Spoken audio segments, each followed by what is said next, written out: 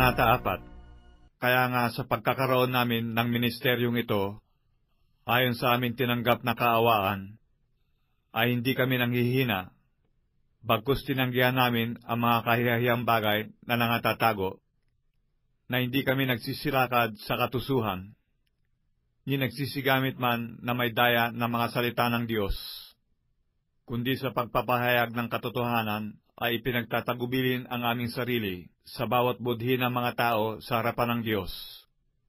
At kung ang aming ebanghelyo ay natataklukbungan pa, ay may talukbong sa mga napapahamak, na binulag ng Diyos ng sanglibutang ito ang mga pag-iisip ng mga hindi nagsisampalataya, upang sa kanila ay huwag sumilang ang kaliwanagan ng ebanghelyo ng kaluwalhatian ni Kristo, na siyang larawan ng Diyos.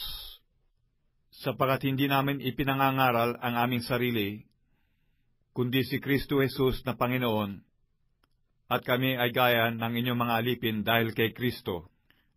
Yamang ang Diyos ang nagsabi, magniningning ang ilaw sa kadiliman, na siya nagningning sa aming mga puso, upang magbigay ng liwanag ng pagkakilala sa kaluwalhatian ng Diyos sa mukha ni Jesucristo. Ngunit taglay namin ang kayamanang ito sa mga sisidlang lupa, upang ang dakilang kalakhan ng kapangyarihan ay maging mula sa Diyos, at huwag mula sa aming sarili. Sa magkabi-kabila ay nangagigipit kami, gayumay hindi nangaghihinagpis, nangatitilihan, gayumay hindi nangawawalan ng pag-asa, pinag-uusig, gayumay hindi pinababayaan, inilulugmok, gayumay hindi nangasisira. Laging saan may tinataglay sa katawan ang kamatayan ni Jesus, upang ang buhay ni Jesus ay mahayag naman sa aming katawan.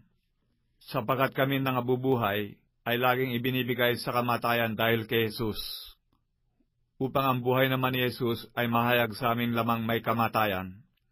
Kaya nga ang kamatayan ay gumagawa sa amin, datapwat ang buhay ay sa inyo. Ngunit yamang mayroon gayon ding espiritu ng pananampalataya, na gaya ng nasusulat, sumampalataya ako, at kaya't nagsalita ako. Kami naman ay nagsisisampalataya, at kaya't kami naman ay nangagsasalita, na aming nalalaman na ang bumuhay na maguli sa Panginoong Hesus ay siya rin bubuhay na maguli sa aming nakalakip ni Jesus, at ihaharap kaming kasama ninyo. Sapagat ang lahat ng mga bagay ay dahil sa inyo, upang ang biyaya na pinarami sa pamamagitan ng marami, ay siya magpasagana ng pagpapasalamat sa ikaluluwalhati ng Diyos. Kaya nga hindi kami nanghihimagod, bagamat ang aming pagkataong labas ay pahina, ngunit ang aming pagkataong loob ay nababago sa araw-araw, sapagat ang aming magaang kapighatian, nasa isang sandali lamang, ay siyang gumagawa sa amin ng lalo't-lalong bigat ng kaluwalhatiang walang hanggan.